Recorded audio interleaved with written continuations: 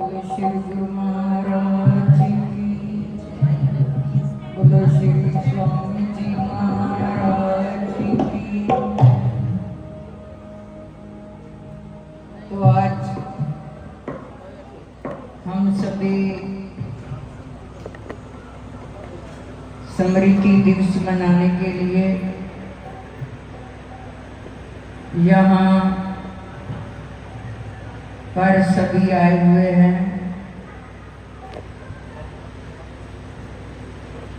और महापुरुषों की बातचीत हम सब ने सुनी।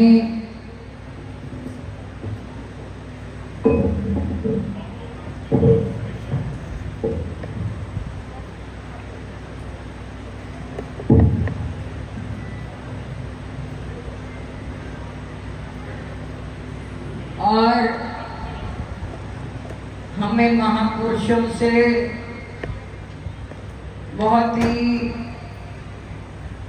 अच्छे सत्कार्य के बीज मिले, जो कि हमने अपनी जिंदगी के बगीचे में उन बीजों को बोना है। ऐसा नहीं कि सत्संग सुना चले गए, बाहर तक जाते हुए जो सुना यही छोड़कर चले गए। तो हमारे विचार ब्रह्मानंद जी महाराज जी, अनमोल महाराज जी, योगानंद महाराज जी, जिनकी स्मृति दिवस मनाने के लिए जहाँ पर आए, तो मैं आपको विचार ब्रह्मानंद जी की बात बताती हूँ कि वो करीब 15 रोज के बाद फगवाड़ा में जाते थे और उनके पास यहाँ नवा शहर में भी जिन्होंने उनकी सेवा की उन सबको पता होगा, यदि वो खाना खाते हुए उनकी थाली में एक फुल्का होता था तो जो ऊपर से आ जाता था एक फुल्के से भी आधा फुल्का उसको दे देते थे, बाकी का आधा फुल्का आप खा लेते थे। इतना उनका प्यार था बच्चों के साथ। यही शब्द होता था उनकी जुबान पर, आ बच्चड़े आ, बस फूले नहीं समाते थे। और उनकी जो बातचीत ऐसी थी जैसे कि सीधी ईश्वर के साथ होती थी। यहाँ पर भोलेपन में जो भी कह देते थे और ईश्वर उनकी मानते थे। यदि धूप निकली हो, ऐसा भी एक करिश्मा देखा कि पहले जे पत्थर वगैरह फर्शों में नहीं लगाए जाते थे, गोबर के पोछे लगाए जाते थे। गोबर का पोछा लगाकर रखा तो महात्मा जी बाहर आकर कहने लगे, आपका गोबर जो है बहा दें, इंद्र देवता को बुलाएं। वो सारे कहने लगे, इतनी धूप खिली हुई है, ऐसे कैसे हो सकता है। बस ऊपर नजर की और इंद्र देवता जी आ गए उसी वक्त। तो उसी वक्त वो जो पोछा लगाया हुआ था वो इधर उधर हो गया। तो उनकी तो बातचीत क्या करनी, सीधी खुदा से बात थी उनकी, क्योंकि बहुत भोले भाव थे। मन में कोई छल कपट नहीं था, किसी के साथ द्वेष नहीं था, प्यार ही प्यार था। उनकी तो बहुत ही ऐसी ऐसी कहानियां हैं जो कहीं नहीं जा सकती।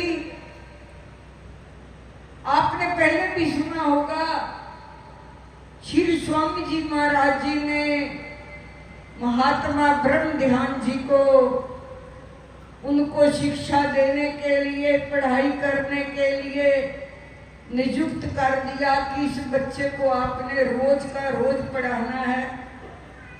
तो महात्मा जी वो शिक्षा आध्यात्मिक देने लगे।